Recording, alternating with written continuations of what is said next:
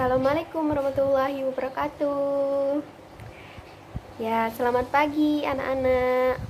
Ketemu lagi sama Bunda Safitri. Hari ini kita belajar apa? Iya, betul, pendidikan agama Islam, Al-Quran, hadis. Nah, hari ini kalian sudah bawa semua kan buku paketnya? Ya, sudah dibawa. Oke, sebelumnya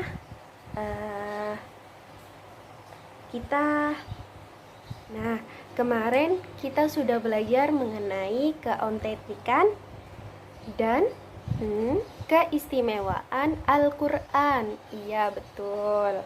Nah, kemarin kita sudah belajar itu di bab 2.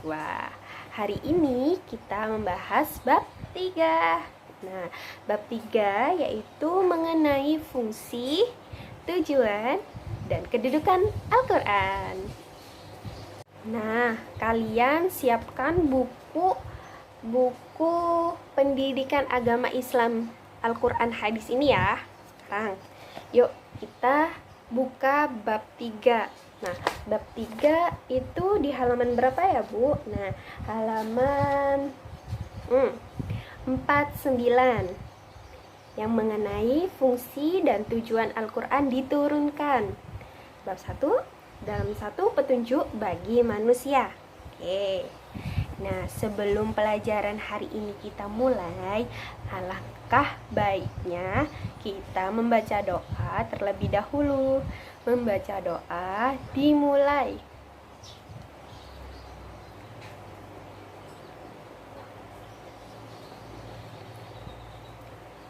Amin. Doa selesai. Yuk, kita buka ya.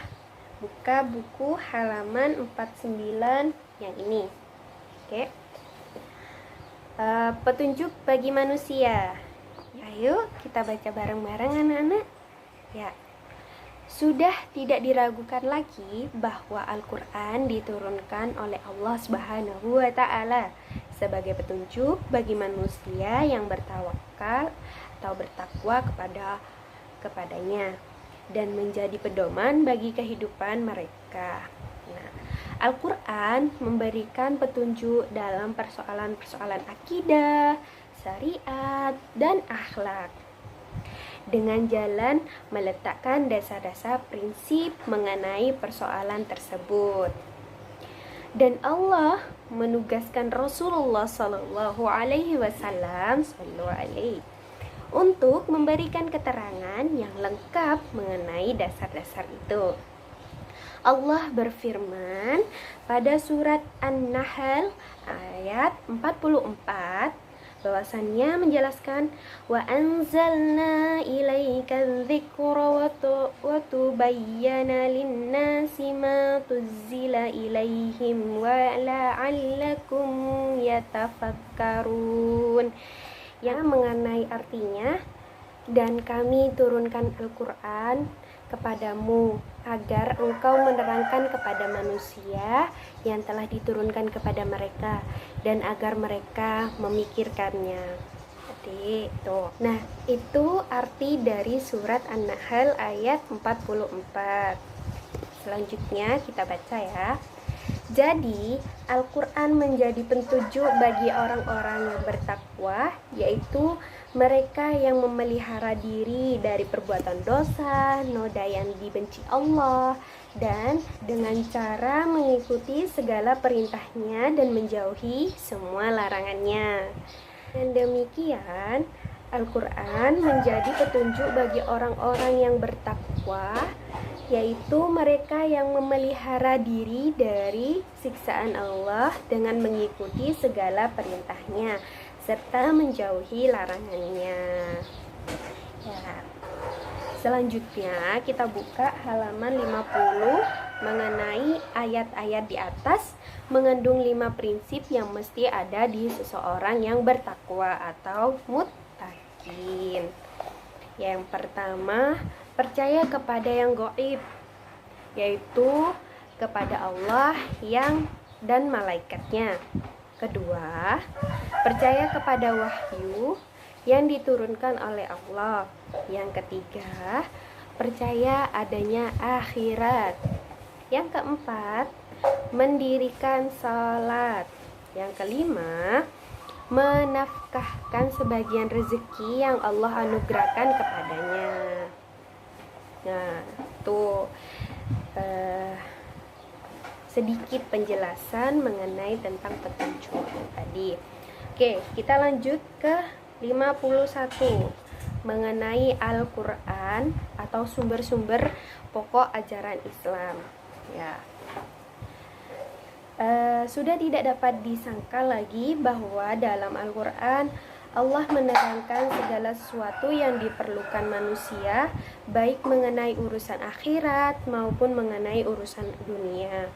Penerapan itu ada kalanya disampaikan secara garis besar, yang dimana juga disebut dengan mujmal, dan ada kalanya disampaikan secara rinci atau mufassal. Ya, mufassal. Selanjutnya, di dalam Al-Quran, Allah Subhanahu wa Ta'ala menerangkan akidah-akidah syariat serta hukum-hukumnya dengan cocok untuk diterapkan di zaman dan tempat, serta diperuntukkan bagi seluruh umat manusia, tidak dibatasi untuk sesuatu golongan atau suatu bangsa. Di dalam Al-Quran, Allah menerangkan hukum yang kulli atau menyeluruh, akidah yang tegas, adil, dan hujah yang kuat, akurat untuk menyatakan kebenaran agama Islam. Karena itu, maka Al-Quran dapat berlaku sepanjang zaman. Hukumnya yang kulli terus dijadikan sumber hukum bagi hukum-hukum yang lain. Oke. Nah, selanjutnya kita buka halaman 52 yang menjelaskan mengenai peringatan dan pelajaran bagi manusia. Nah, dalam Al-Quran, kisah-kisah di Al-Quran tidak hanya dimaksudkan untuk menguraikan sejarah, melainkan yang terpenting ialah menggambarkan bagaimana cara yang ditempuh oleh para nabi dan rasul terdahulu dalam mengembangkan dan menyeru kepada kebenaran. Juga bagaimana tantangan dan derita yang mereka hadapi, peringatan dan pelajaran yang sangat berharga bagi para penegak agama yang membawa kebenaran yang hakiki.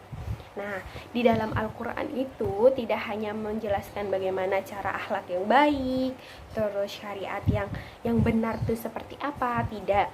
Tapi di dalam Al-Quran juga dijelaskan bagaimana perjalanan dan peringatan yang telah melalaikan sholat, tidak berpuasa di bulan Ramadan, terus juga berkhianat ataupun yang lain-lainnya. Nah, di Al-Quran juga telah menjelaskan bahwasannya di situ juga ada pelajaran yang dimana pelajaran mengenai kisah-kisah Nabi dan Rasul, ataupun mengenai bagaimana adanya Ka'bah, bagaimana ya itu membuktikan bahwa hanya Allah yang dapat kita sembah, seperti itu, tidak ada lain ya. Oke. Nah, selanjutnya mengenai kedudukan Al-Quran dalam Islam. Oke, kita buka halaman 53. Oke. Ya, selanjutnya kita bahas mengenai kedudukan Al-Quran dalam Islam. Buka halaman 53. Agama Islam, agama yang dianut oleh ratusan kaum muslim yang ada di dunia ataupun seluruh dunia. Nah, merupakan way of life yang menjamin kebahagiaan hidup memeluknya di dunia dan di akhirat kelak.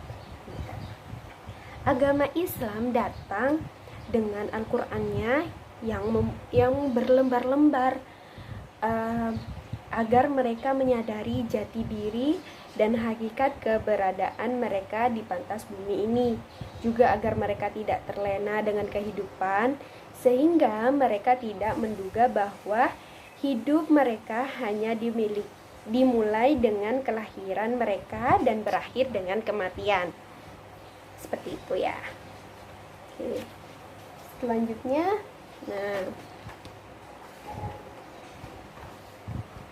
para nabi dan rasul menerima informasi dari Tuhan untuk disampaikan kepada manusia.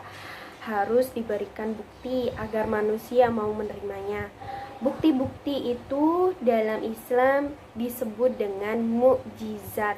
Nah, dan mukjizat diberikan kepada nabi akhir zaman, yaitu penutup para nabi dan rasul adalah Al-Quran Al-Karim.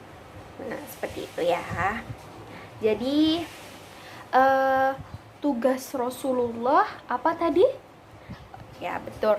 Nah, tugas Rasulullah Shallallahu Alaihi Wasallam adalah menyampaikan wahyu yang telah diberikan melalui malaikat Jibril dan disampaikan kepada Rasulullah Shallallahu Alaihi Wasallam, dan Rasulullah menyampaikan lagi kepada kaumnya. Seperti itu. Sebagai apa, Bu? Nah, sebagai bukti bahwasannya Allah itu ada. Nah, melalui Al-Quran, mereka yakin bahwa adanya Allah Subhanahu wa Ta'ala. Ya.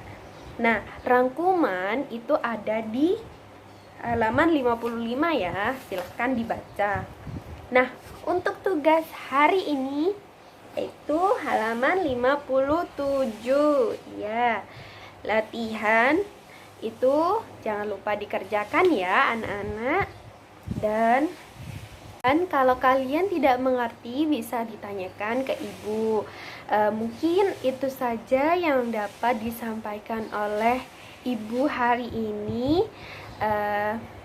Jangan lupa dikerjakan tugas-tugasnya. Semoga hari ini pelajarannya bermanfaat.